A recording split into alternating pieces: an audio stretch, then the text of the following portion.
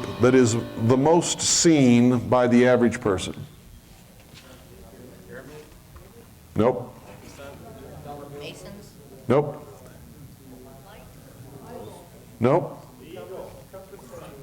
One red American Beauty rose. It is the symbol of the secret destiny of America. It is the international symbol of Marxist socialism. It is the symbol of the birth of the New World Order.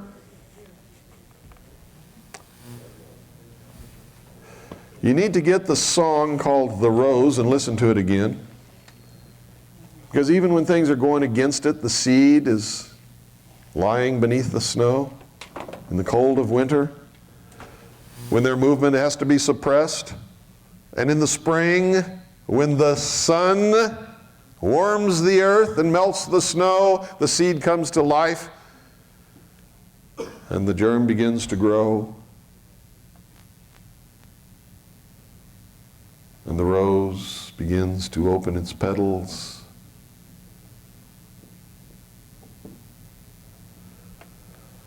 Pretty song, huh? You never knew it had a message, did you? It gives courage and hope to all the socialists of the world.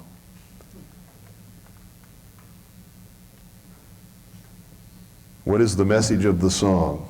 Who knows the lyrics? What's the message of the song?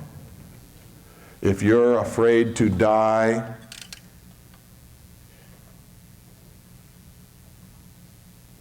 you cannot grow.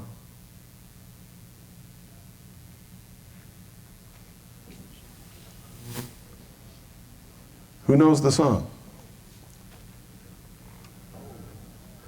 The soul that is afraid to die never lives. It's giving courage to these people. You may have to die for the fulfillment of the great plan. Don't be afraid. For even though it is in the cold of the winter snow, the seed is just waiting for the summer's warmth of spring. C.A.J.I program. Give your life willingly for the completion of the great plan. Do whatever's necessary. You see, it's going on right under our noses and we don't even know a thing about it. What do they do? After they blew up the building in Oklahoma City, and make no mistake about it, they blew up the building to demonize American patriots, disarm American citizens, create draconian legislation to enable them to do what they need to do as one more step toward their new world order. They had a memorial service, and you see President Clinton and Hillary holding the one red rose. And they handed one red rose to everyone who went in there. And they gave one red rose to all the rescuers and the police officers and everybody who took part in the rescue effort. Laughing at us and telling the world what it was all about.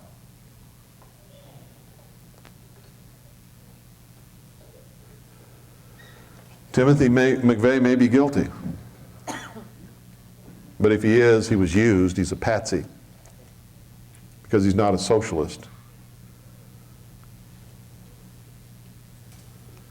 I don't know anything about Terry Nichols, but I know that much about McVeigh. He might have driven the truck, but he didn't like the filler charges. Yeah. And I think McVeigh was honestly the kind of guy, if he had known there was going to be anybody in the building, he wouldn't have done anything. Tell you the truth. Not because I know him personally, but because we have investigated his entire life. He is not a racist. He was not a member of any militia. He was an American patriot who wanted to be a member of United States Army Special Forces. He went there, he tried out, he passed all the physical trials and tests and everything. When they asked him one question, if we give you an order to assassinate someone, will you carry out that order with no reservations and no hesitation? And he said no. They said, you can't be a member of U.S. Army Special Forces. Put him out the door, and he was recruited by the Central Intelligence Agency on the same day. Who are these people? Everybody take out a dollar bill right now. $1 bill. Now I'm going to amaze you.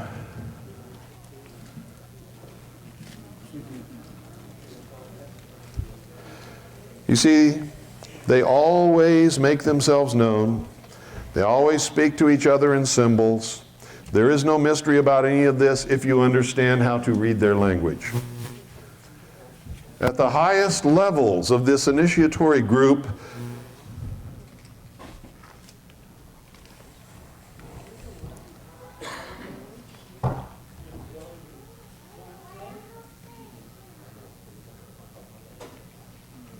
there is what's known as the Order of the Trapezoid. The head of the Temple of Set in San Francisco is a member of the Order of Trapezoid. He's also a member of United States Army Intelligence, G2. So is his top 2 lieutenants in the Temple of Set. What is the Temple of Set? It's the Church of Satan.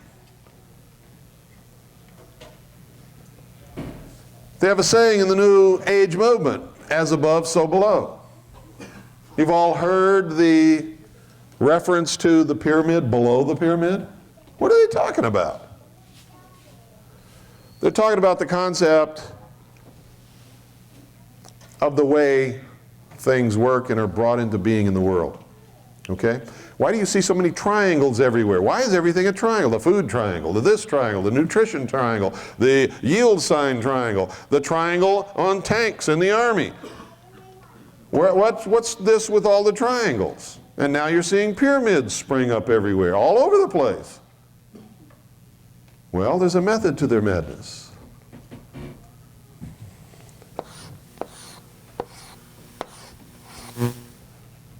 This is the Trinity. What does the Trinity represent? How things are created and brought into the world. It is reflected in religion as the Father, Son, and the Holy Ghost. In the mysteries, it is thought, desire,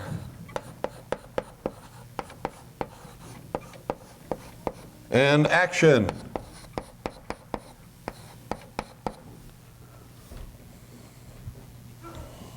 Thought, desire, and action. Look at the reverse of the Great Seal of the United States of America. What do you see? You see a pyramid. What's a pyramid doing on a dollar bill for the United States of America? This is in Egypt. Why would we have a pyramid on our dollar bill? No other reason than to send a message. Look behind the pyramid. What do you see?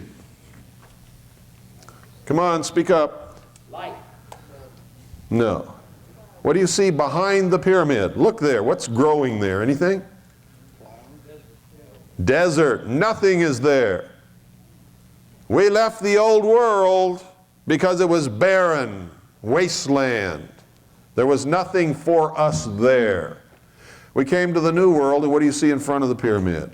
Plants. Things beginning to sprout and grow. We have planted the seed of the great plan, the New World Order in the New World. And it is taking root, and it is growing.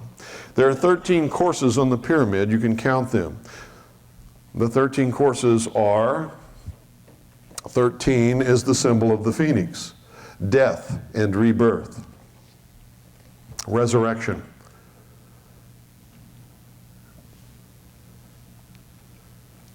You see at the top of the pyramid the eye.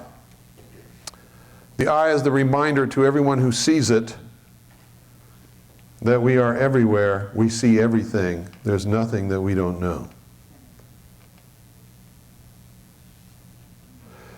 On the bottom course of the pyramid there are Roman numerals. What are they?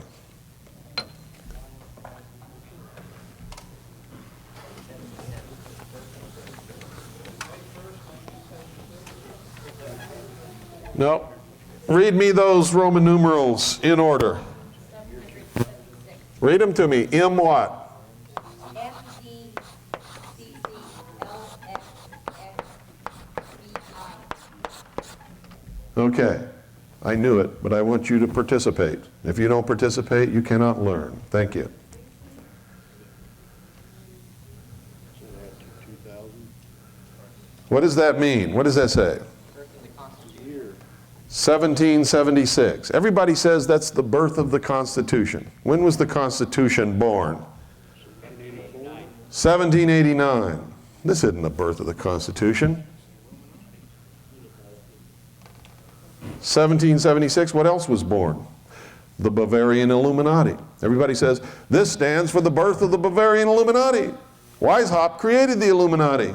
More bullshit. It's not true. The Illuminati has existed throughout the history of humanity. Wasn't born with Weishaupt.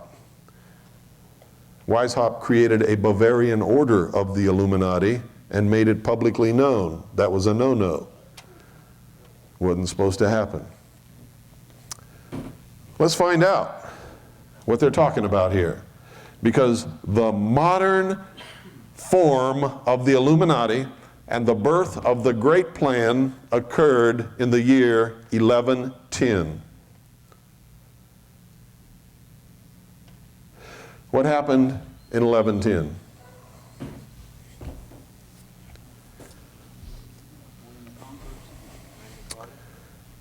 The Knights Templars conquered Jerusalem and crowned the king, or excuse me, not the Knights Templars, but the Crusaders conquered the city of Jerusalem and crowned the king of Jerusalem.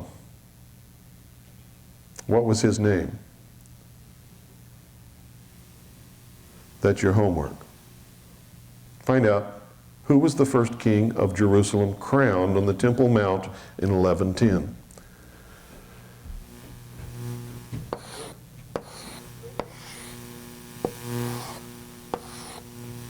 I'll tell you this, he was one in the line of the Merovingian kings. Nope. Okay, let's see what this is all about. Let's see if we can decipher this. I'll tell you we can, and we will, and it's going to blow your mind. Let's see what this really refers to. And we'll use the order of the trapezoids formula for enciphering, and the New Age concept of the pyramid beneath the pyramid, and as above, so below. Remember, as above, so below. So, what is a trapezoid? A trapezoid is a pyramid on top of a pyramid, and remember it has various faces to it. But you don't need the other faces. Let's just plug this in. M, D, C. C, L, X,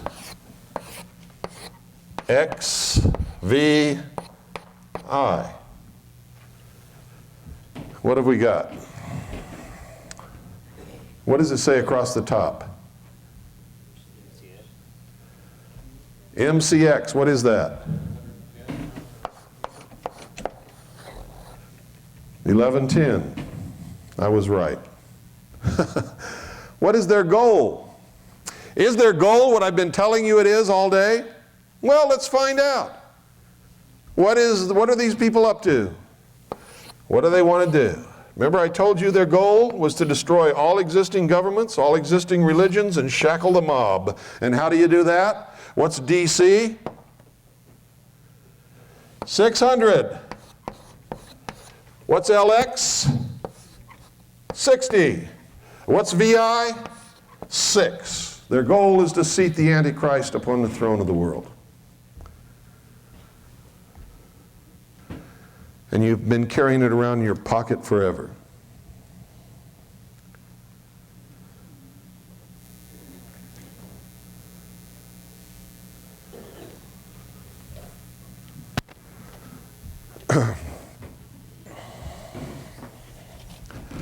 Who is the Pope? He is the Emperor of Rome. Rome never died, never faded away. It became the Vatican. What is the Vatican? It is the priesthood of all of the old pagan religions of Rome, built upon the deception that they are Christian. Can man change the orders of God? Can man change the orders of God? Can man elevate himself above God? No. Then why did the Pope change the Sabbath from Saturday to Sunday, the venerable day of the worship of the sun Osiris? Why in the outer courtyard of the Vatican is there a temple of the sun, an obelisk, and a reflecting pool built as a fountain around the base of the obelisk? Because what we're talking about in Dealy Plaza and in Washington, D.C. exists also in the Vatican. And I'm not trying to insult Catholics, I'm just trying to tell you the truth. You can believe in whatever you want to believe. I will never argue with you about that or try to stop you in any way. In fact, I'll fight and die for your right to do that.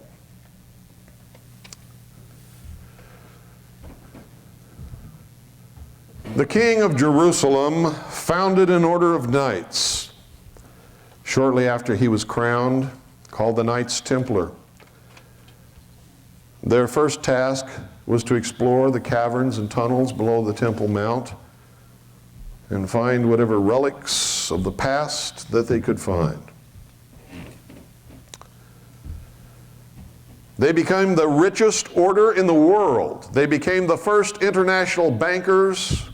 They were, to my knowledge, the first communist. Actually, that's not true because the Gnostics were the first communists.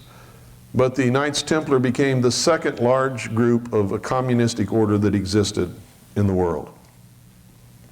Their symbol is two knights riding on one horse. When they joined the order, they had to give up all their worldly possessions, goods, money, clothes, property, everything, to the order.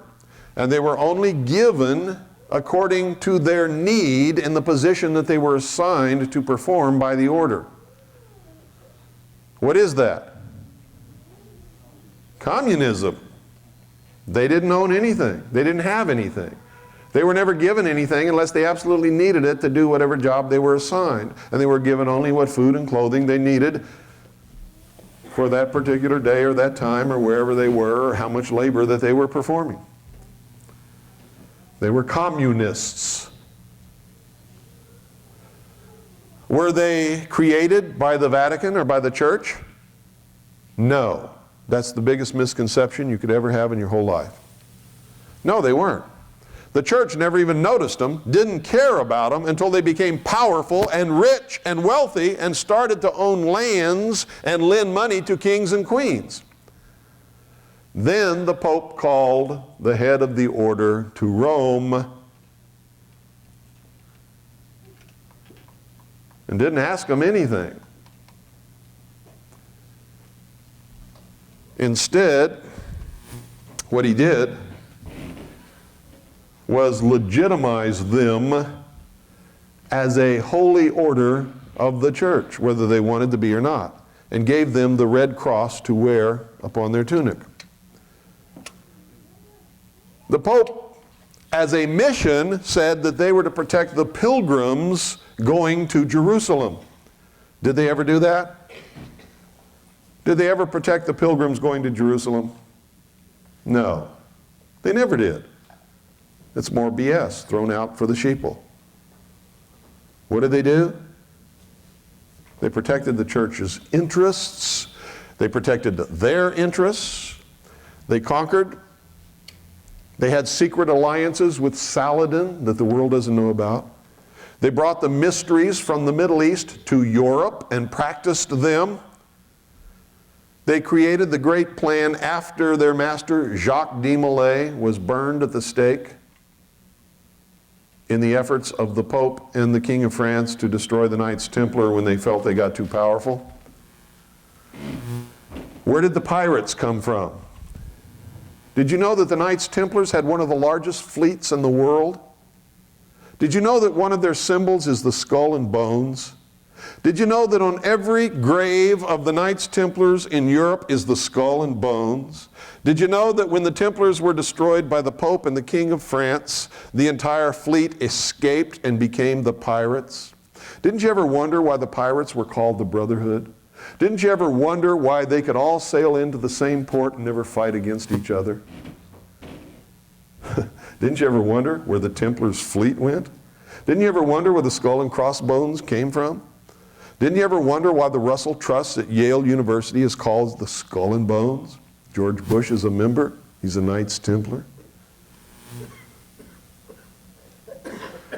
And many other great men who have occupied high positions of this government.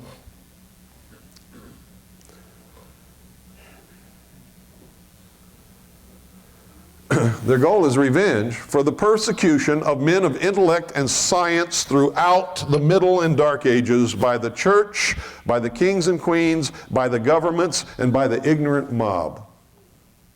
That's why they want to destroy all existing governments, destroy all existing religions, and put the shackles on the mob.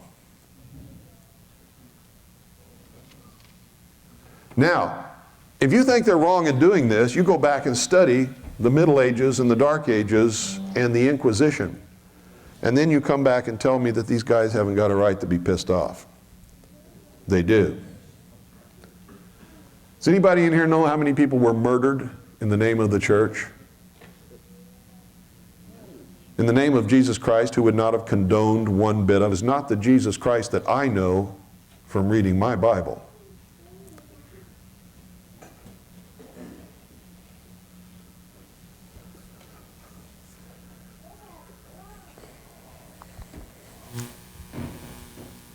Does anybody know how many people have been murdered by kings and queens because they refused to be enslaved by them? Or because they had an idea that was different? Or because they read books? That's all they did, was read a book. Got caught reading a book.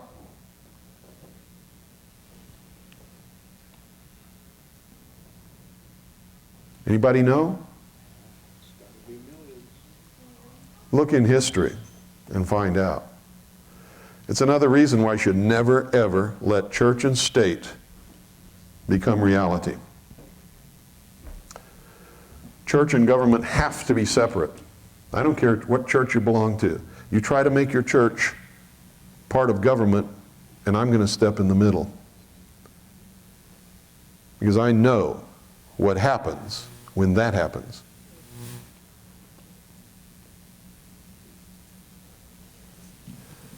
Members of the same church can't agree with each other. How many different denominations of so-called Protestantism is there? Huh? Did you know that even in the beginnings of this country, people had to flee from colony to colony because different colonies had different dogmas and different preachings and teachings? And if you disagreed with it or said something that was out of line with your local minister, you could be burned at the stake here in America. How many of you knew that? It's the truth. That's why I get so angry when somebody comes up and tells me this is a Christian government. Which Christian? Where did you come from? Who taught you this nonsense? Our founding fathers did everything they could to prevent that kind of thing from happening. And at the same time, allow you to worship at whatever altar, whatever God, whatever denomination, whatever dogma you wanted to. And that's really the key to freedom and the success of the first 150 years of this country.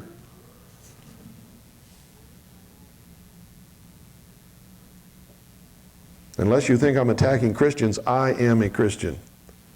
But I'm a Christian that Jesus Christ would want to know.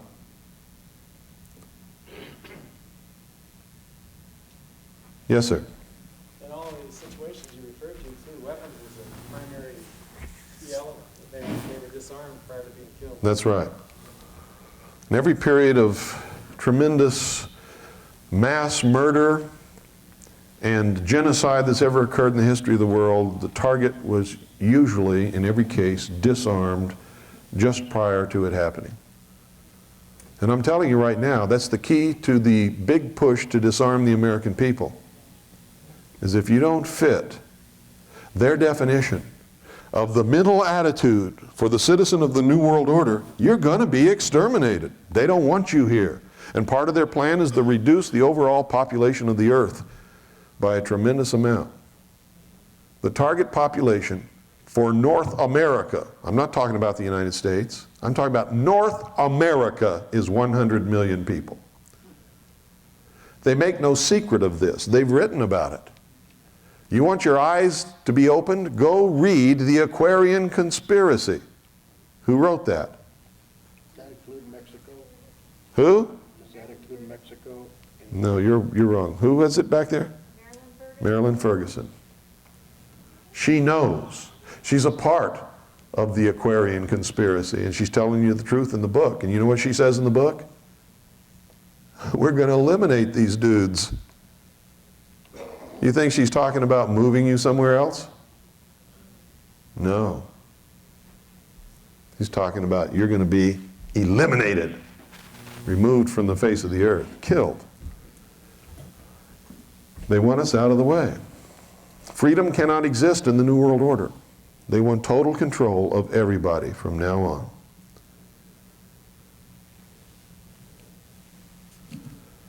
Okay?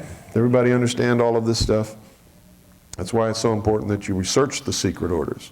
The secret orders have existed since the beginning of mankind, when the first man learned something that nobody else knew and said, all right, I'll start the fire tonight if you'll all be good, and if I can have that woman and I get the comfortable place in the cave, and you all go hunt meat for me because I'm hungry, and I'm just going to sit here and wait for you to come back. First priest, first king. Since that time, knowledge has been used to control other people. The common man was not allowed to read books, or have knowledge, or learn, or go to school. He was a beast of burden. The worker.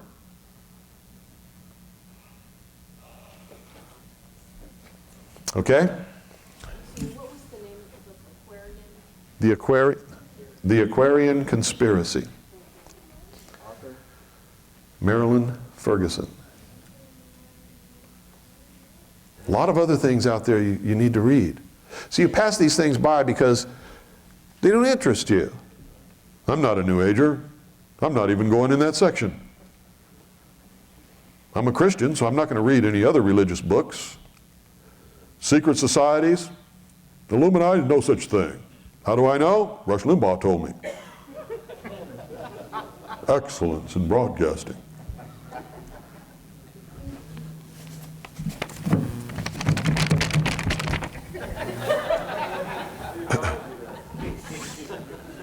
Allison does the greatest Rush Limbaugh impression that you've ever seen in your life. Yes, Gary? I've heard Allison's great. If you take the number 666 times 3, it comes out 1998. And numerology, I guess that means that's going to be a great year for them. No, it's going to be a bad year for us. It's going to be a great year for them. We don't have much time left. Clinton gave us the time label. He said 1,000 days, and that was on the night of his address to Congress on the state of the nation. He told us 1,000 days.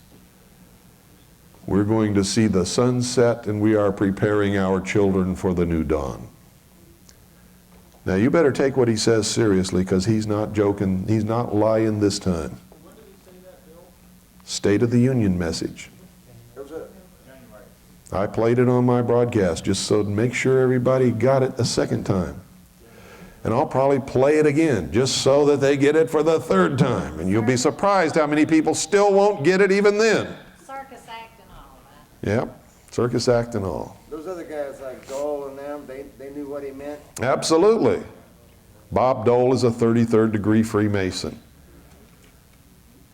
You really think he's on your side because he calls himself a Republican?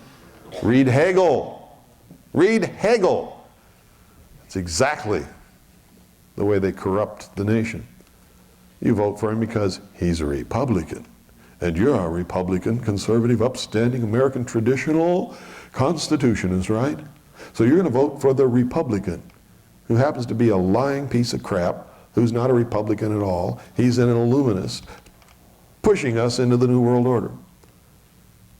Most people vote Republican because their parents were Republican. They don't even know what the word means.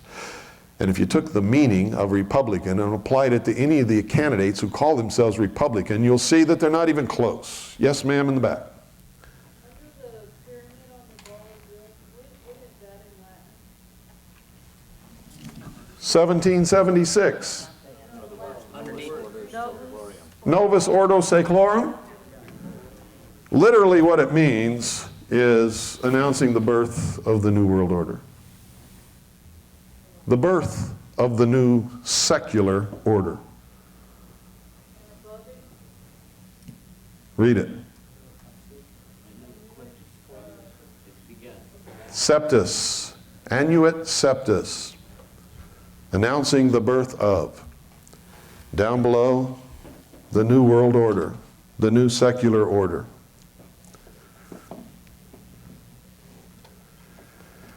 It's been on our dollar bill all this time. If you'll notice, one of the words have been intentionally misspelled so that there would be exactly 13 letters. Intentionally, because there had to be 13. Everything there is 13. 13, 13, 13. Everything is 13. The extra C in septus? Pardon? The extra C in septus? No, it's seclorum that was misspelled. Seclorum was misspelled intentionally so that there would be 13 letters in Novus Ordo Seclorum. Pardon? Do you have a list of recommended Yeah. readings? Pardon? Do you have a list of like recommended readings or you know where to go? No, but I did a tape in the Mystery Babylon series that has the whole hour as a bibliography. I did it on tape. Yes, sir. Joe offers a tape too by Don Motis, I think it was. He was a member of the Illuminati, and he goes into great detail on just what you just discussed too. How does one determine who these Masons are? Like you said, Bob Dole. Is there a list they publish? No, they're secret orders. Unless the member lets it be known who he is, the only other way to tell is by the symbology of their language or what they do. But see, who's who, when they ask somebody to be in who's who, they ask them to provide a list of all of their organizations and associations and degrees and all that kind of stuff. Bob Dole gave it to them. It's right in there. You want to know who they are? Go to who's who and start looking in there first. If you can't find out, call their office and say, I would like to have a list of the membership organizations to which Congressman so-and-so belongs to. And if it's not listed on there, call him up or go and talk to him. And when you walk in and talk to him, give him the handshake of the Master Mason and say, are you a traveling man? And if he gives you the handshake back and says, yes, I'm traveling from west to east, you got your answer.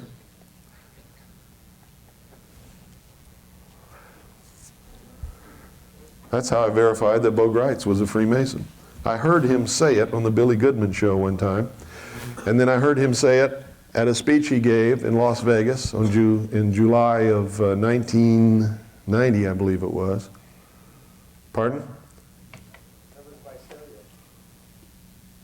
Sorry, I couldn't hear you. Bo Greitz, that was in Visalia.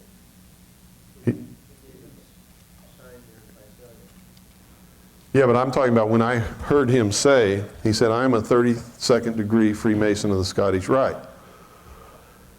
And then later he denied it. Well, he didn't know that I knew what that meant. And so that night, he came into the ballroom there, and I was standing there, and I thought, I'm going to give this guy the test. And you know why I was there? Because I loved him. I was one of his greatest followers. Everywhere I went, I said, listen to Bo Greitz. I walked up to him. I gave him the handshake of the Master Mason.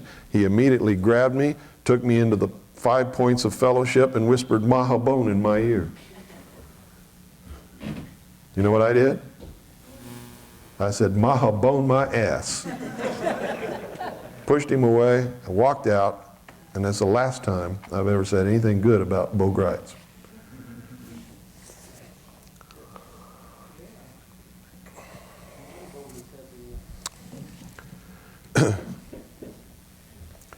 So I know how to play their game. You don't know how to do that. You can learn, though. Get in those old books, and it'll teach you exactly how to do it. What the signs are, the passwords, the symbols, the handshakes, everything. You're not supposed to have access to those books, but if you visit enough old bookstores, you'll find them. Is Morals and Dogma probably one of the best? Morals and Dogma is one of the best for understanding the real intent of the order, because right in there, Albert Pike admits that their God is Lucifer and that they are a religion. He says it in clear, plain language. Okay, let's take a short break, folks. I know you all need it. Let's take a short break, and then we'll get into some other videos and slides. And, well, I'll tell you what. Let's do this first. Let's go through the beginning of this evolution of the space program, and then we'll take our short break before we get into the other stuff. So if we can, Doyle, who's the video guy? Who's the video senior expert par excellence dude that does the video? Here he is. Thank you, sir. Do you recall the approximate number of the tapes that you do the bibliography in the Babylon series? It's in there. It says bibliography. Just get the list from my wife. Pardon?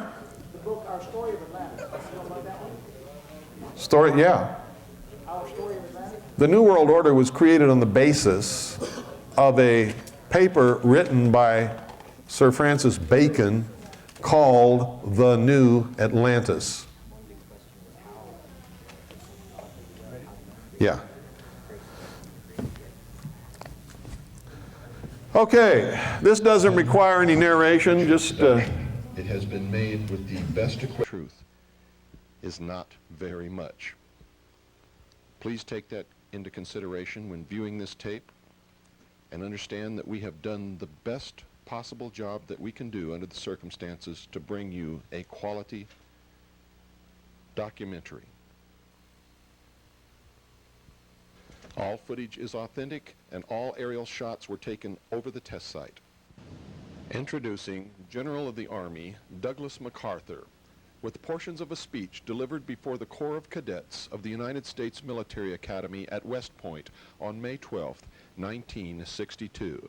The General spoke without a prepared address, without even notes.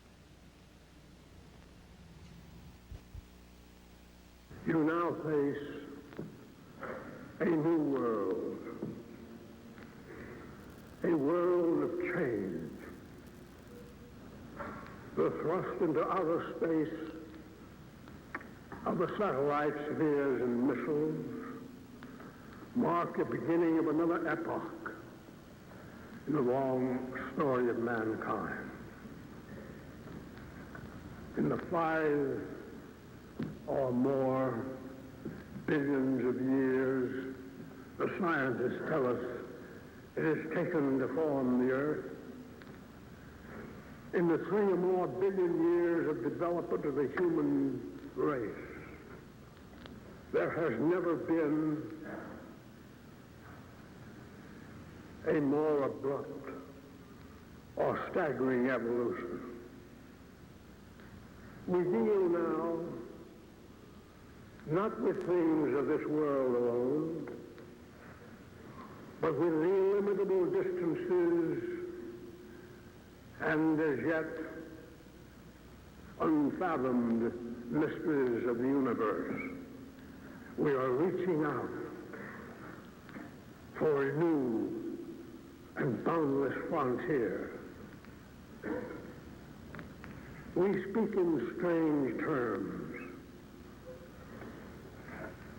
of harnessing the cosmic energy, of making winds and tides work for us, of creating unheard synthetic materials to supplement or even replace our old standard basics, to purify seawater for our drink, of mining ocean floors for new fields of wealth and food, of disease preventatives to expand life into the hundred of years, of controlling the weather for a more equitable distribution of heat and cold, of rain and shine, of spaceships to the moon, of the primary target in war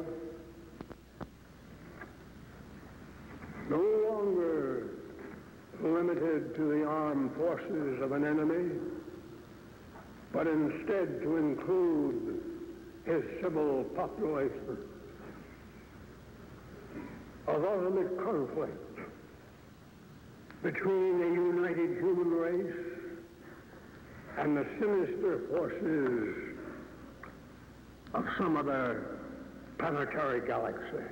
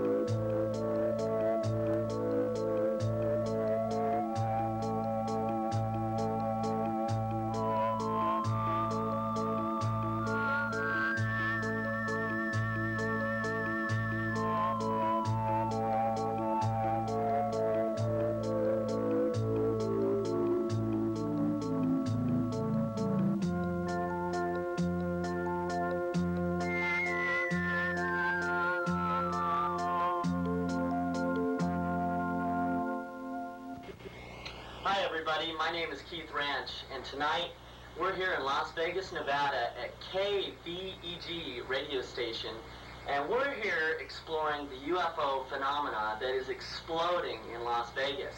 We're here with Mr. Billy Goodman. How you doing, Billy?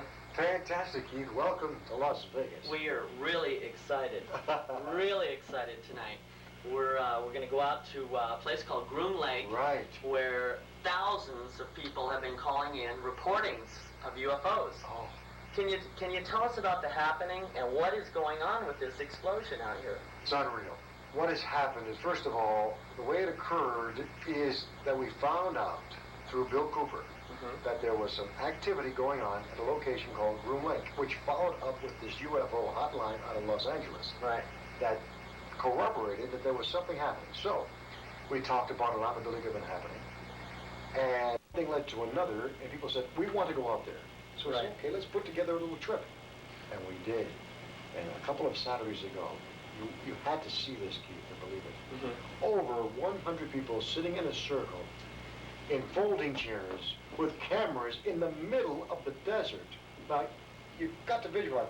Cars and trucks pulled off to the side, vans, everything, buses, all pulled off to the side. Look. And they saw these lights all over the place. And now we left because we had to get the bus back to Las Vegas, but people stayed overnight, and they saw over 20 other sightings overnight of lights and activity that is unexplainable. You have to understand the area of Groom Lake is off limits to regular air travel and to Air Force and Navy. So no other planes are going to be flying over there except what is happening at Groom Lake. And Yeah, I understand that you can actually be shot down if you fly in that airspace. I can't, because I won't do it. You know, I'm not about to fly over there. Yes, if anybody from the Air Force, the Navy, or commercial airlines, yes, they will be shot down. And there's no question about it. Who is Bill Cooper exactly? Bill Cooper is a gentleman who was an ex-member of the Naval Intelligence Briefing Team. And he was honorably discharged in 1972 from the United States Navy. While in the Navy, as part of the Pacific Fleet, he spotted UFOs literally coming out of the water while he was on watch. Coming out of the water? Out of the water while he was on watch. Not only did he spot the UFOs, but other members of the Pacific Fleet also saw what he saw. Now, these UFOs not only came out of the water and flew around and did some tricks for them. They didn't do it once. They did a number of times. Out of the water, back into the water, come out and do some flip-flops for them, and then back into the water. So this man knows for a fact, number one, he saw them with his own eyes. But that's not all. That's not all. The other part is that while he was in the process of being a part of the Naval Intelligence Briefing Team, he had the opportunity to look at some top security papers, and he saw in writing that, in fact, there were UFO craft in captivity and aliens in captivity. Actual aliens? Actual aliens in captivity over the years. Okay, well listen, I guess we're going to have to wrap it up here. One more question. Have you been out to Groom Lake yourself? I was there. And what did you see? I saw lights up in the sky, zigzagging. That's all I can tell you. In other words, Could they have been our aircraft? Did they act like something no, like they have? no. Planes don't do that I know of. Now, I'm not saying we don't have something that we don't know of that's going on at Groom Lake, but you don't see planes zigzagging up and down, flying horizontally, going up and coming down. You don't see those things as far as I know. Right. The planes that I'm familiar with. I'm not that much into aeronautics, don't get me wrong. Okay, well, I'll tell you what, we're going to go out there and check it out for ourselves. Do it. So, thanks for the interview, and we will talk to you later. The only thing I regret is I cannot be with you folks. But I was there, and now it's your turn. Okay, well, we'll let you know what happens tonight. I know you will, but Charles Ellery will be out there. And Charles Ellery is my guide. And he's the one who brought us out to 29.5-mile marker on Route 375. Well, you heard it, You're on folks. the air, Billy. Oh, He's on the air. Well, no, I'm not. But I guess we'll catch up with it. as far as UFO activity and unsolved mysteries, decided to go into it and to look into what happened at Roswell, New Mexico. I want to read you a little letter that's dated September 21. As a matter of fact, it just got to the radio station today. It took a while to get here. I don't know why. Perhaps she did not mail it. But listen to this. In the late 40s, early 50s, my father was a civilian employee at Wright Air Development Center, now called Wright-Patterson Air Force Base in Dayton, Ohio. He was air eyewitness to several pictures of the craft, as well as documents that were circulated among the key personnel in the government. What is being told now is something I have grown up with. My entire family has known of this since I can remember. But we, like the others, were sworn to silence. We were all too aware of the problems my dad would face if we said too much. Can you believe this, Dave? It goes on and on. Even though we knew that things from other planets did exist, she's not saying think, she knew things from other planets did exist, we tried to deny it to ourselves because even a few years ago, to mention such things in public would have bought us one-way tickets to the funny farm. That's only the beginning.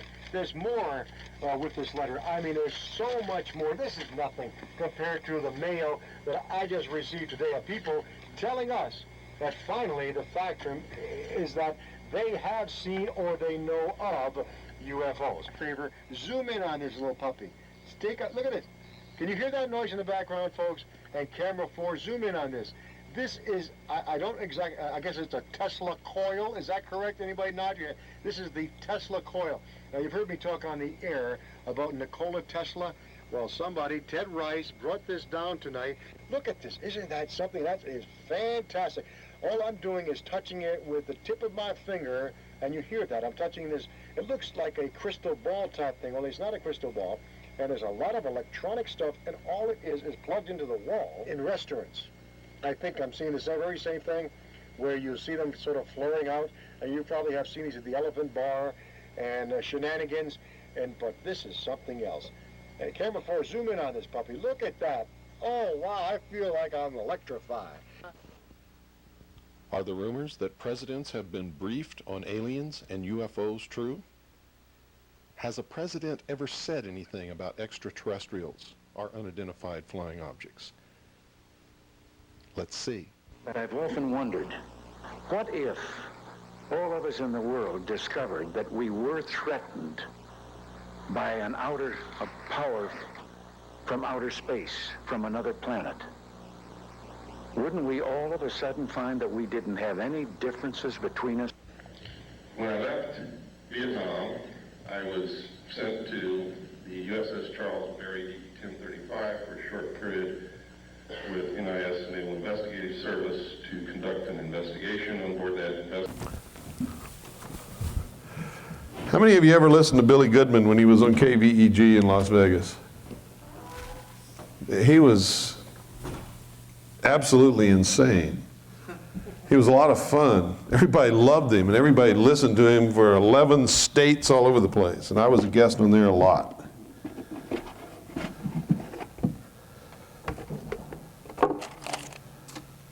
Okay. All I got to do is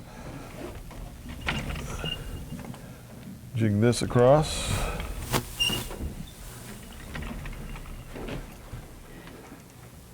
There. Okay, everybody get where you can see the slide now.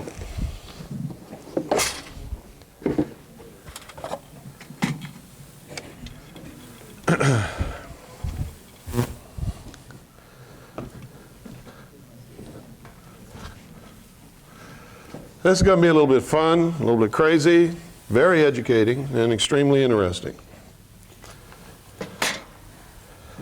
I think.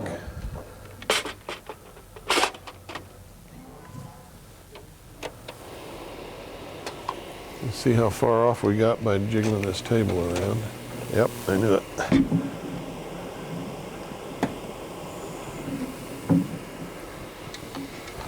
Okay.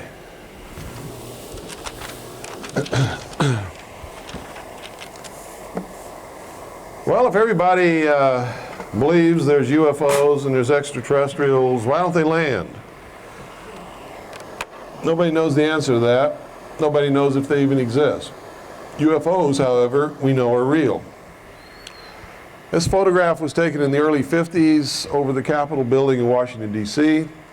There were headlines in the newspapers talking about the great UFO flap and the pictures that were taken of UFOs over the nation's capital.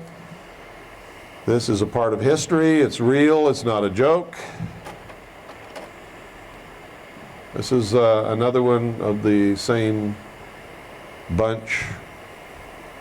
Now, some people claim that these photographs are fake. They were published in the newspapers.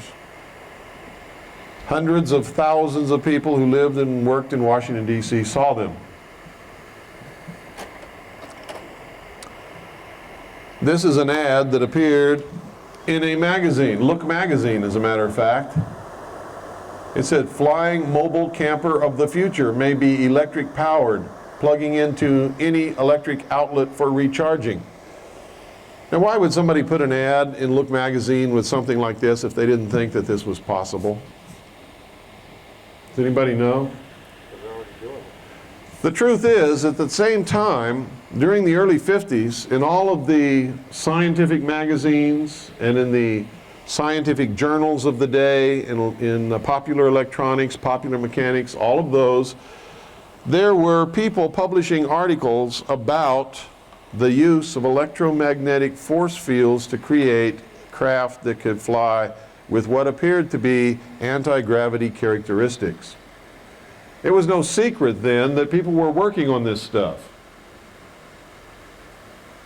It was also no secret then that there was a lot of talk and a lot of articles written about technology that the Germans had perfected in their secret weapons program just prior to and during World War II to come up with new types of flying machines and weapons that could be used for Hitler's socialist conquering of the world.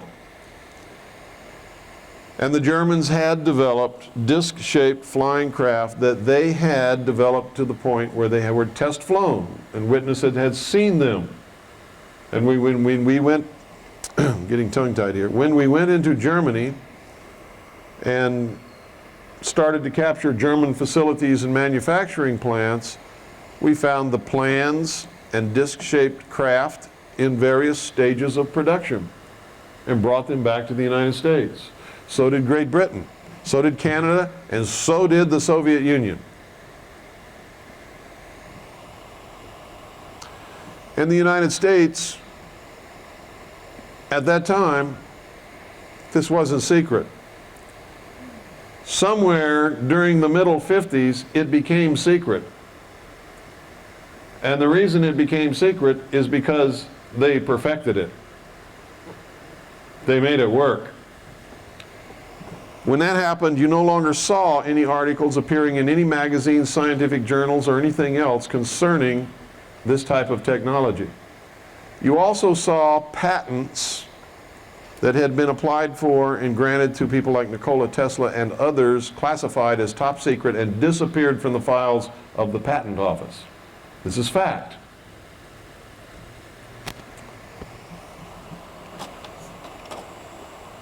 Look magazine, a blueprint for flying saucers. This was, anybody read that date for me? June 14th, 1955. This is the table of contents page for the cover of the magazine that you just saw. There it is. Is this the real flying saucer? This article was written by a journalist who had interviewed a general in the United States Army who described for him this flying saucer, piloted by a human being, built by the United States Army, and in operation at that time. You can get that magazine and read this article.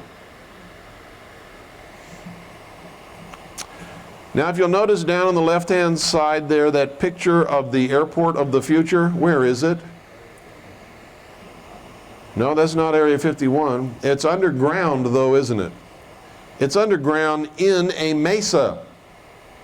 Now, if you take that picture and cut it out of that magazine article and go to Dulce, New Mexico, and stand at the east side of the Archuleta Mesa, on the south side of the San Juan River, and hold that picture up, that is the Archuleta Mesa in Dulce, New Mexico.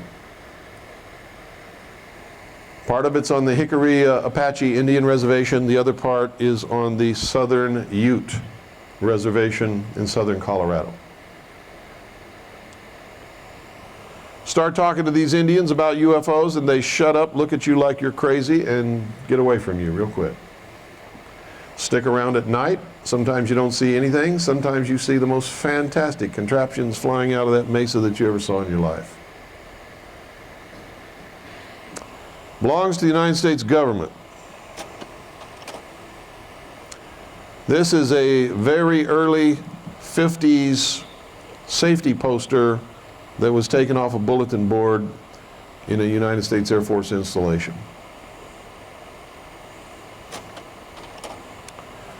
This is a United States official Air Force photo of the Avro disc in 1955.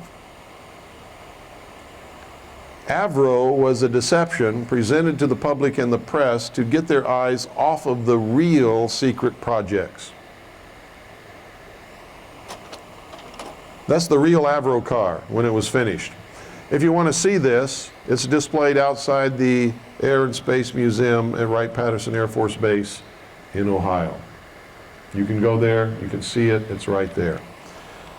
It was a disc-shaped craft. It was piloted by a human being, but the only thing that it could do was hover precariously on a tarmac and look like the pilot was drunk. And we believe that that was an intentional portrayal in order to ridicule the concept that we had ever built anything like this that was effective and flew. But we know better than that. This was found in a junkyard, United States Army junkyard. Nobody knows what it was or who built it. It was just sitting in the junkyard and we photographed it.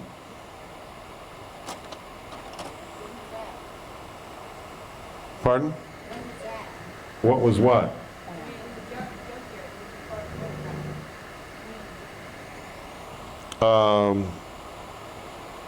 I don't even remember the year. It was quite a while ago, though, I can tell you that. It was nothing recent. This is a photograph that someone made of something that was being tested in a wind tunnel. And it was being tested by NASA. NASA says it was a nose cone, but there's no aircraft that this nose cone fits on. We don't know what it is. But it appears that they were testing the aerodynamics of a disc-shaped object. If they were testing a nose cone, the nose would be pointed into the tunnel. It wouldn't be sideways to the tunnel.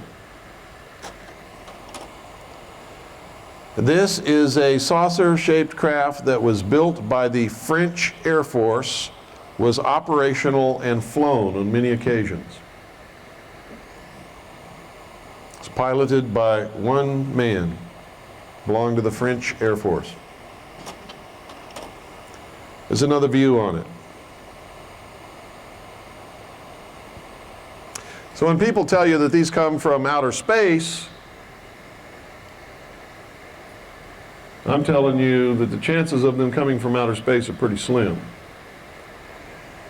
It's like going in, turning on your TV set, and you can't get a picture. So instead of looking in back to see if it's plugged in, you fly off to New York to find out what's wrong.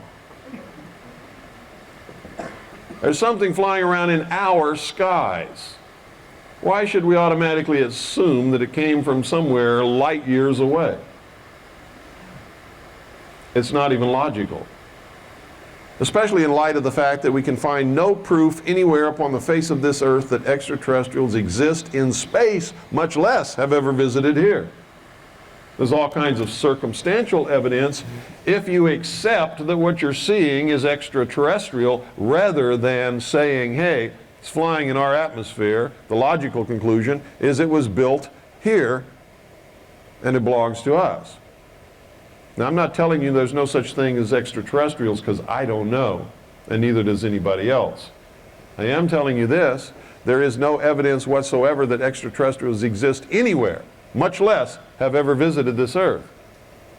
And there have been millions of dollars offered as a reward for anybody that can furnish any such evidence or prove that any such evidence exists, and no one has ever stepped forward to claim those millions of dollars of reward. Simply because there isn't any evidence at all. Period. This is a UFO that was photographed from which some kind of luminous substance was dropping and disappeared. Is this what's going on? Is it? Are we being visited by space people who look at us as little babies in the playpen of the universe, who looks back at the aliens and sees them as insignificant little twerps with a lot of technology? Because I got to tell you, if there really were extraterrestrials and they were really visiting here, it wouldn't be ignored and it wouldn't be treated so lightly by so many people and so many governments and so many scientists. It would be the discovery of all time. And everybody would want a piece of that pie. But that's not happening, is it? Some of the photographs you're going to see that I'm going to show you, and I always take them from official NASA publications. You can get the same books with the same photographs and examine them for yourself. Okay? Some of them came from Exploring Space with a Camera, an official publication of NASA. Some of them came from a NASA publication called The Moon as Viewed by Lunar Orbiter. Some of them came from the Atlas and Gazetteer of the Near Side of the Moon, an official NASA publication. Who are these people that tell you there's no near and far side of the moon? NASA would know, wouldn't they? If they know, why would they publish something talking about the near side of the moon if there is no near side of the moon? Have you ever seen any other face of the moon than the one you look at? No. So these people that tell you there's no such thing as the far side of the moon, they're full of crap. You've never seen any other side of the moon, have you? Now, I've been all around this world on Navy ships. I've been in the Indian Ocean. I've been in the Sea of Japan. I've been in the South China Sea. I've been in the Arctic Ocean, and I've been in Antarctica. And I'm telling you, all around the world, the same moon that you say here, I have seen everywhere I've been.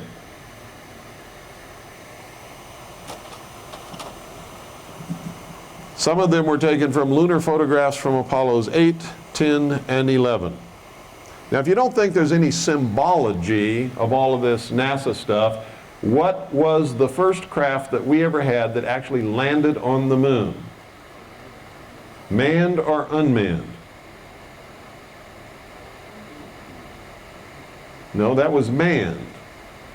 Then it wasn't Apollo 13. How about Apollo 7? First unmanned craft landed on the moon was Apollo 7. What was the first craft that landed on the moon that had men in it? Apollo 11. 7-11. Coincidence? No. What is the system of gematria in the Old Testament of the Bible? 7. What is the system of gematria in the New Testament of the Bible? 11.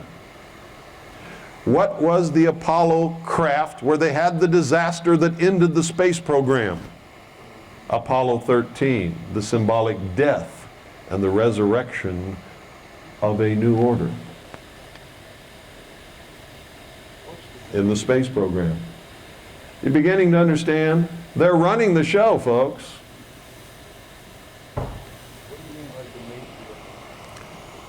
If you don't know what gematria means, I don't have time to teach you today. You'll have to look that up. Some of them were taken from space images published by Lustrum Press, which were made from official NASA photographs, which they considered to be fine art. Here's a bunch of bumbling dudes in spacesuits up there, not using any brains whatsoever to take these pictures, and these jerks call it fine art. This is the moon from a long way away, they tell us. If you look real closely, though, you don't see any stars in the background, do you? No. You won't see any stars in the background of any NASA photographs taken of any of the Apollo moon landings. Now let me tell you something, folks. This old bit that you can't take photographs of stars on the moon or from the moon is a crock of crap. Stars are out there. Without an atmosphere to filter the light and diffuse the light of the stars and the sun are extremely bright in space where there's a vacuum. They were using Hasselblads. Most of the time they had those Hasselblads set on infinity, which means anything in the frame would have been in focus. The light was so bright they had them stopped down to the lowest f-stop that they could possibly have because light in space is overpowered. Okay? How come, if they were using the finest cameras, the finest lenses known to man, stopped down to the lowest f-stop that provides you with an unlimited depth of field,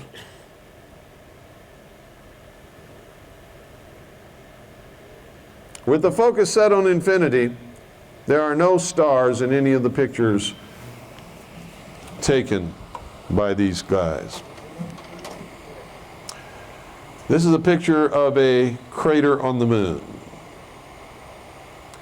Now look very carefully at that bottom crater. Right in the center of the crater, you will see something white that is extremely tall, that casts a long shadow. See it?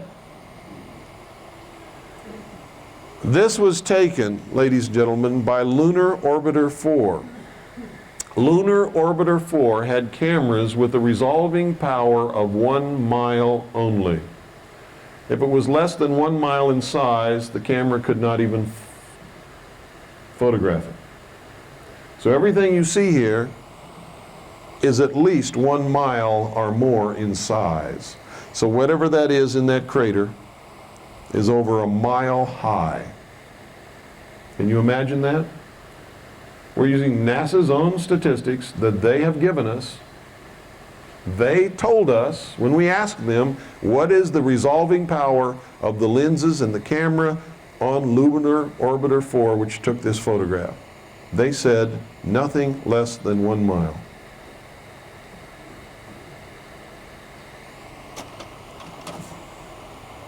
Look at this.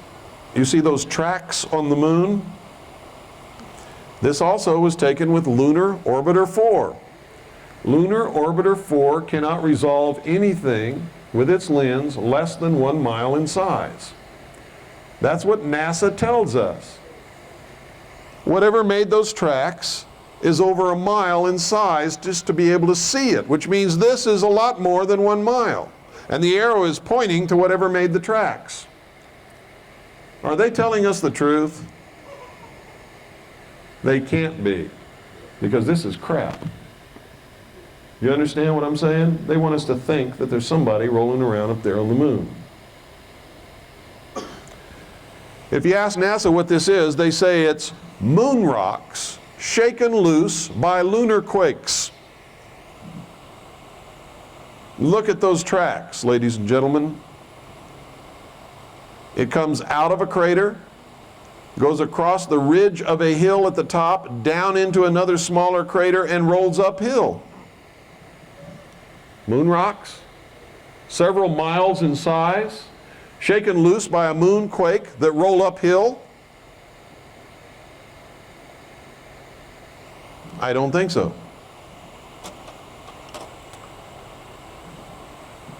Here you see a crater on the moon, and on the close edge, the edge nearest to us, we see something that is anomalous on the edge of that crater. You can't tell what it is, but it doesn't belong there. And you see this all over the moon. Things that should not be there are there. There's nothing that could put itself on the inside rim of a crater like that that was made by the impact of a meteorite or something striking the moon. And you can tell that it's a solid object that is raised above the crater floor on that rim by looking at the shadows in comparison to the shadows in the crater. Can you all see it? Where's my little, I've lost my little laser thing. Let me see if I can find it. Oh, where is my laser thing?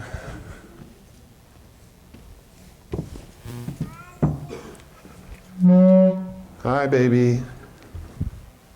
Did you hear her say, hi, Bill? There it is. I found my laser thing.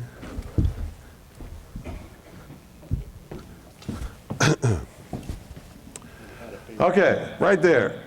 See that? Now, here's how you determine whether something is a hole or whether it's a bump. If you look at the crater, the sun is coming from over there somewhere, the sunlight. It's falling like this. So the inside of the crater on that side is dark, and on this side it's illuminated. The outside of the crater rim is dark over here. Over here it's illuminated. But this sticks up, and so it's struck by the sun on this side, and there's shadow on the other. Can everybody see that? Okay, now I have a degree in photography, so it's easy for me to determine these things and see things that maybe you have trouble with, so you have to talk to me if you're having problems. This is, see right here? See the tracks?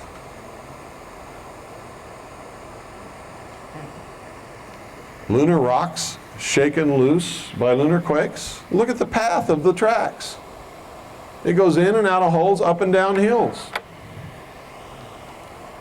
Do you think that's possible? No. Of course not. Here we are again. Lunar tracks on the moon. Where does it end? Right here, with something that throws a shadow, which is what? An obelisk. That is an obelisk. We have found obelisks all over the moon. All over the moon. Now, who do you think put those obelisks there? Huh? Are they on the moon? Or are they in these phony photographs? They're in these phony photos, folks. There are no obelisks on the moon.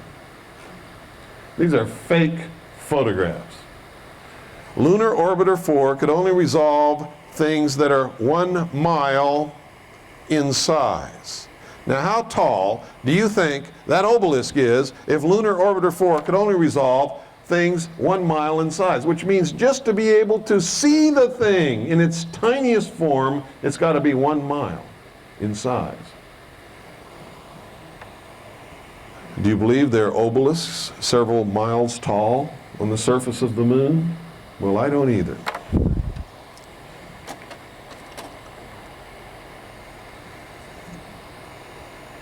What do we have here? You know what? I need somebody to jump up there and right back there, see that opening in the back of the stage? My piece of paper fell down there. I need that piece of paper. It's a yellow piece of paper. 27.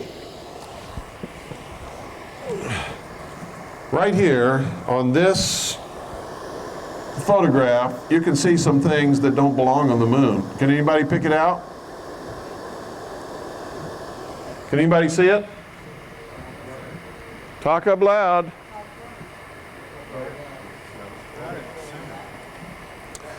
Look right in the center of the photograph. Thank you. Anybody see what I'm talking about? Isn't there a cross right there? Flanked on both sides by rectangular and square objects right here. Can everybody see it? What are the odds against a perfect 90-degree right angle occurring in nature?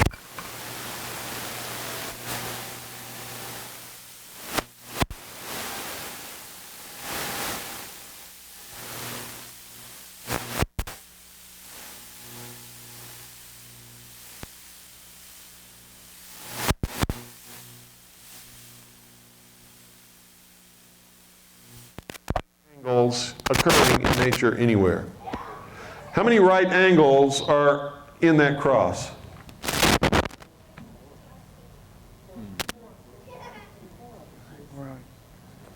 There are 12 that I can see, and that's only if it's a two-dimensional object. If it's a three-dimensional object, there are at least 24. Come, if you can't see, there are going to be small things in these pictures. Get up here where you belong.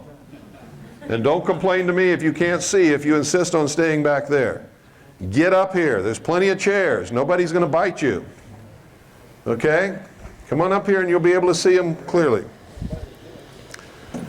If you want to sit on the floor right in front of the stage, be my guest. I want you to see this. So come up, find a chair, get comfortable. Can you see it right there? Can you see it now? Now I see it. Yes. Right there. If it's a two-dimensional flat object like a piece of paper, there are 12 at least right angles on the cross alone, not counting the rectangular buildings that are on either side of it. It's absolutely impossible, does not happen in nature ever. If it's a three-dimensional object, then there are at least 24 right angles on the cross alone, not counting the right angles on these buildings and these buildings over here. Now, which is the cross you're talking about? I'm still lost. Right there. See that cross? It goes this way and cross. It goes up and down and cross. Looks just like a... Oh, like this? Yeah, a cross, yeah. Oh, all right, I see it now. It's right in the center, Okay, right on the edge of the there you go. cross. Anybody else having problems? I want to help you see this. If you don't see it, come on over here. What is that, a bunch of buildings? You see it? Come on over here. Get right in front and look right there. See where I'm pointing? Steady, Bill. It's on an X tilted, like the center part of it's tilted over.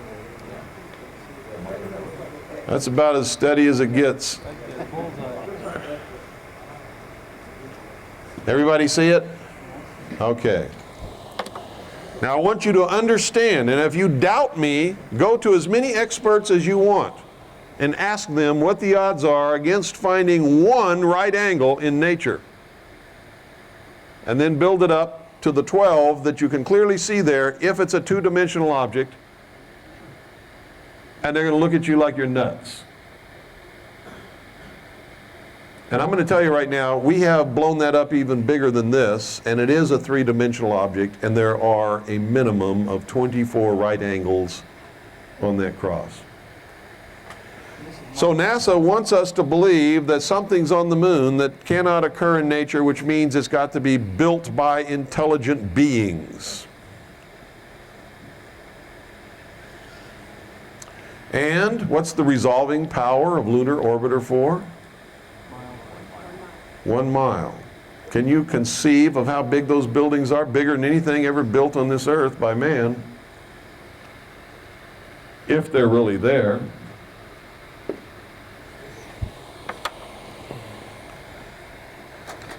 This the front side or the back side? Near side. Yeah. Now take a look at this. You'll see some more things that are just absolutely incredible. Anybody see anything unusual in this picture? Appears to be a square near the top.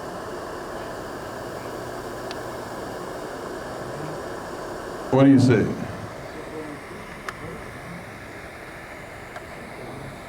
What do you see, gang? Look in the craters and you will begin to see White things. letters. Yeah, there's letters in some of those craters.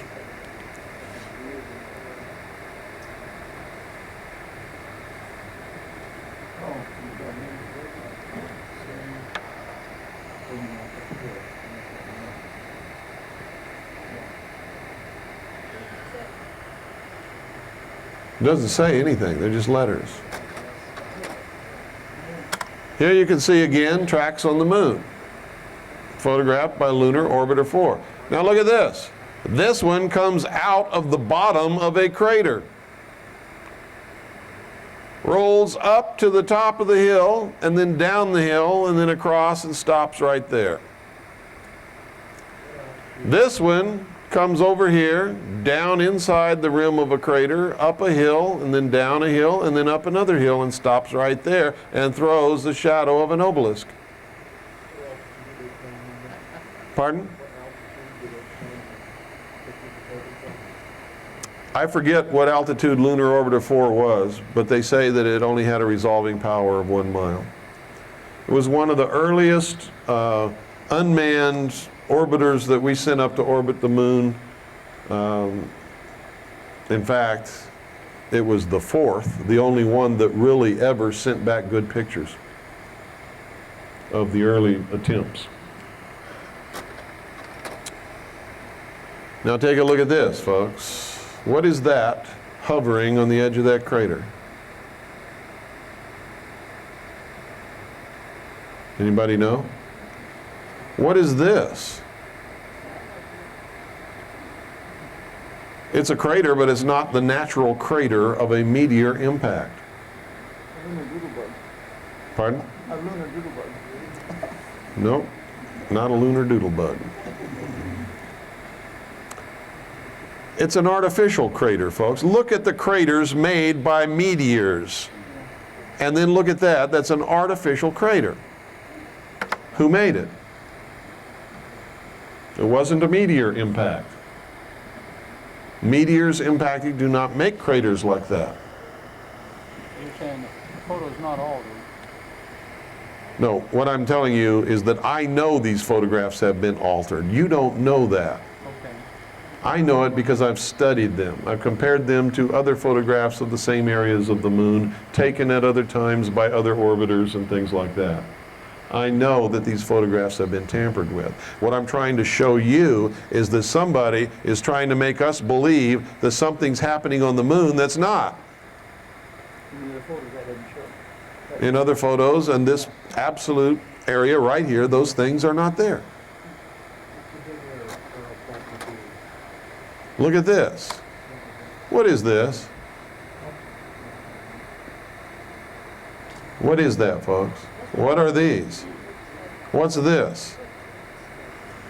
Doesn't that look like an airplane junkyard? Looks like a bunch of planes all piled up on top of each other. Is it? And what's this right here? See this huge X? Looks like another airplane. Look at this huge X right here. There's one cross, another cross. Okay, now this is a cross, and just like the other one, it's going to have 12 right angles. All crosses have 12 right angles. 2 at the end of each arm, and 1 at each intersecting angle in the center.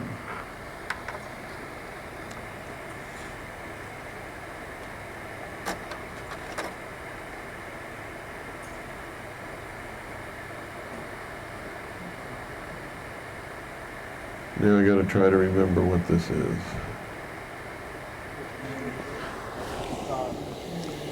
It's 32. Is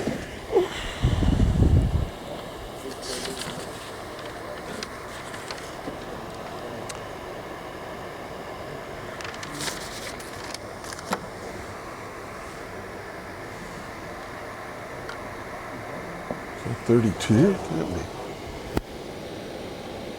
Yes, 32. This is mislabeled. Well, I don't remember what this is now.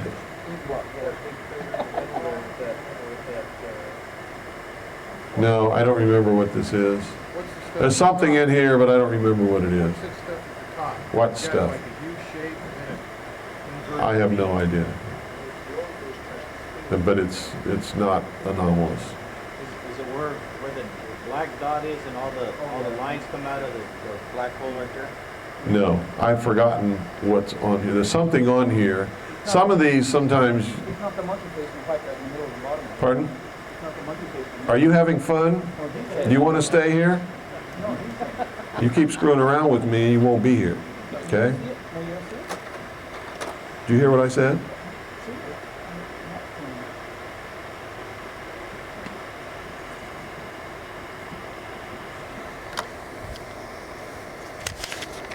Okay, this was supposed to be the last one.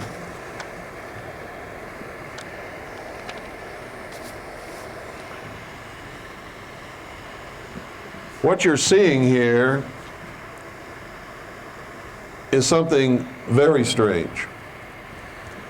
Whatever made these tracks here entered the crater here and gouged out a portion of the crater's rim.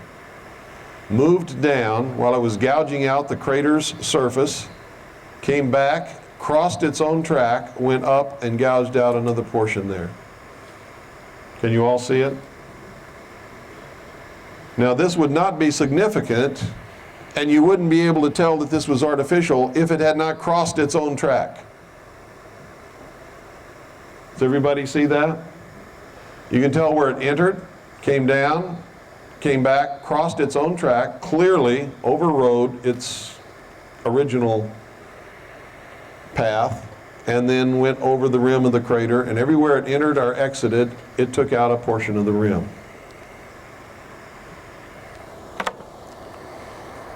Now this, we don't know has been tampered with, because we've seen these things in other photographs in the same spot all the time. It's like there was a great excavating machine moving around. These are things that road graders do and things like that. This is the crater Kepler. Kepler was a famous astronomer, and this crater was named after him. You can see that this is anomalous. It is not a natural crater that was made by a meteorite. When something impacts the surface of the moon, moving at tremendous speeds, it vaporizes everything and throws material out away from it and leaves a perfectly round crater. What you're seeing here is something that has been artificially created here. How was that done on the moon? When the only thing that can change the moon's surface is the impact of a meteor. They tell us there's no atmosphere, don't they? Well, there can't be wind erosion if there's no atmosphere. If there's no water, there can be no water erosion. Is that correct? We've never seen a volcano on the moon. There's no evidence that there's ever been a volcano on the moon that we can find. So the only other thing would be moon quakes, and this does not look like the production of a quake. This row here, when you examine it under high magnification, are 4 round somethings directly in a row. This comes down here, and there is what appears to be a wall or an abutment here. There's no proof that it's made as a wall intentionally. You just can't tell. It's just not normal. It's not natural.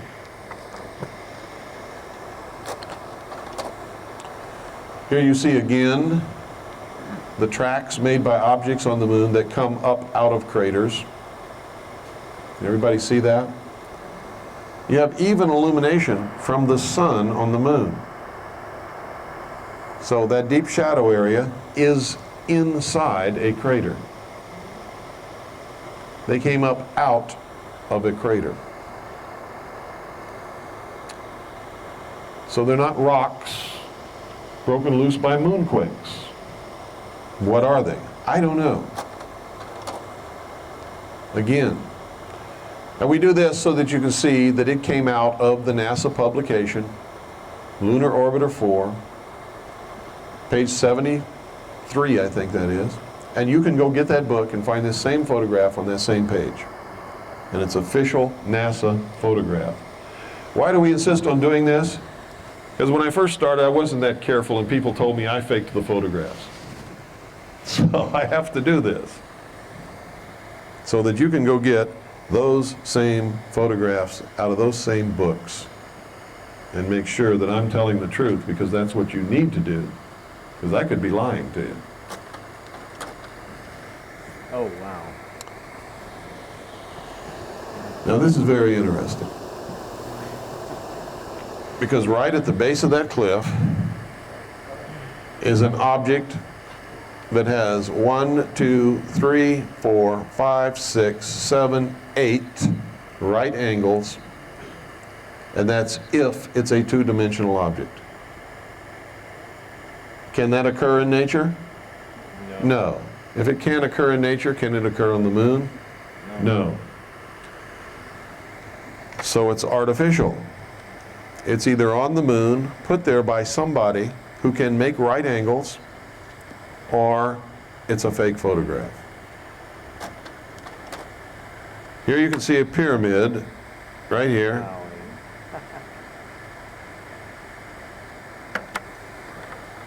And it's not too far from what I just showed you, which is right there.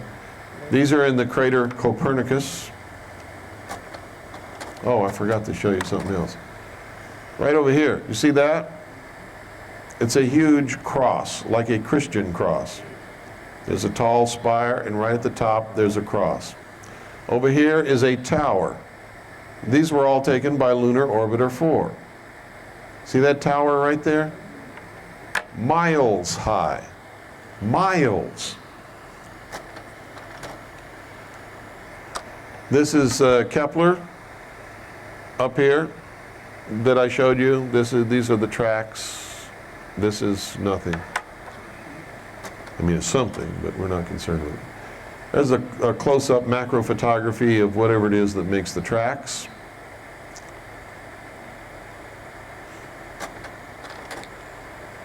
This is an antenna rising straight up out of the lunar surface. Where does that come from? Right here on Earth. How do you like that? Just think how many miles that's got to be. But we don't know that this was taken with Lunar Orbiter 4. This came out of Space Images, which is the art book, that these people took official NASA photographs and published them in that book as art. Anybody see anything artistic about this? It's like a radio tower. NASA just will tell you that it's anomalies on the lunar surface, and it's boulders shaken loose by moonquakes, and are you crazy, or are you, or something. They will not admit that there's anything there. I heard or read one time that one of the missions they made up there, that they set off some detonations on the surface of the moon. They did. They measured it and they claimed that it was hollow, from what I read. Well, I never heard that NASA claimed that it was hollow. I've heard other people say that it was hollow based upon those explosions, but NASA has never said that. What is this?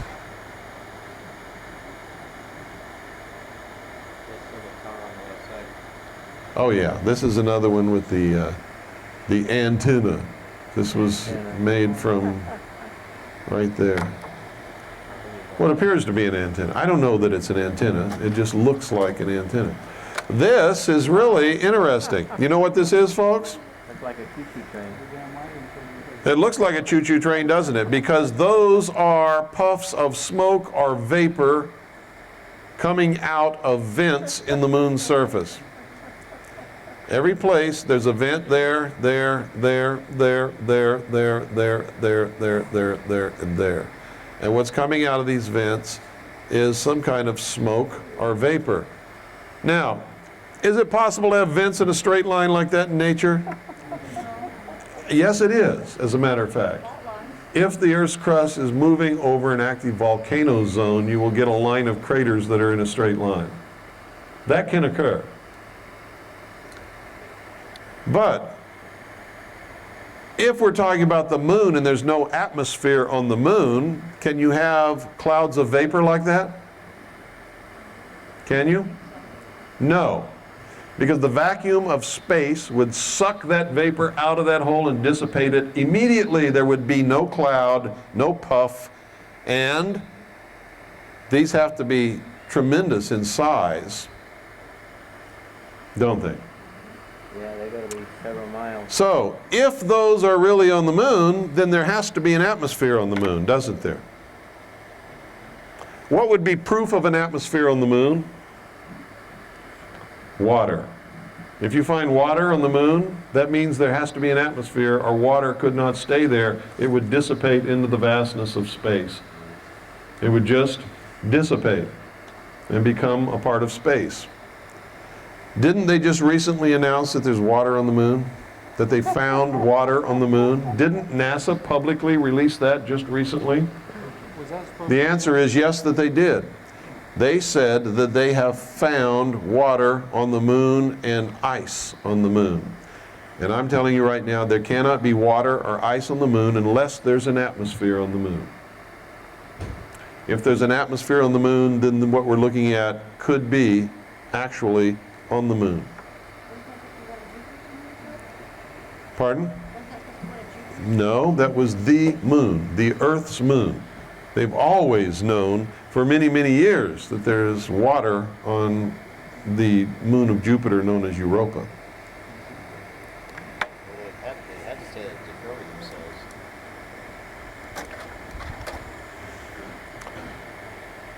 Here's another proof that flying saucers are not in the realm of fantasy, nor do they have to belong to extraterrestrials. When they announced this, they had been using it in secret for many, many years. It's not a new development. So they've been using battlefield flying saucers as remote-controlled vehicles for reconnaissance. I have seen these flying all over the Tikaboo Valley in Nevada, just 6 or 7 feet above the ground. Sometimes they follow me around, Are they silent? and they take pictures of me, and these guys know where I'm at all over the time. Are they silent? Yeah, absolutely. I saw one of them in the Absolutely silent. I drove right up on it. I turned my lights off. The smallest I've seen is 6 feet in diameter. I've never seen any smaller than that. I've seen ones larger. Pardon? Why would I shoot one? Pardon? They don't want you in that valley finding out what they have. They want to know where you're at. They don't want you going in and photographing things inside the installation. But I've done it. See, I've been going there for many years before anybody even knew the existence of this place, because I found out about it in 1971 when I was on the briefing team for Admiral Clary. So long before anybody ever heard of Area 51 or even thought that it even might exist somewhere in the world, I was making trips out there taking pictures. Most of those pictures nobody's ever seen, simply because if I show those pictures, they'll know that I've been in places that are restricted, and you're not supposed to be in those places.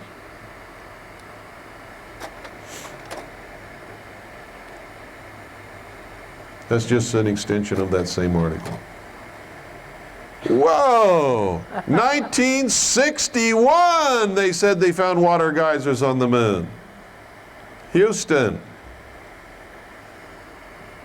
NASA, press release. 10 miles of water clouds around the Apollo instrument.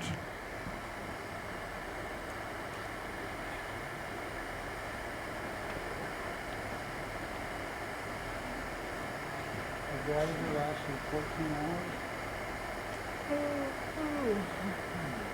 It's from the Santa Ana Register. October 16th, 1971. NASA press release.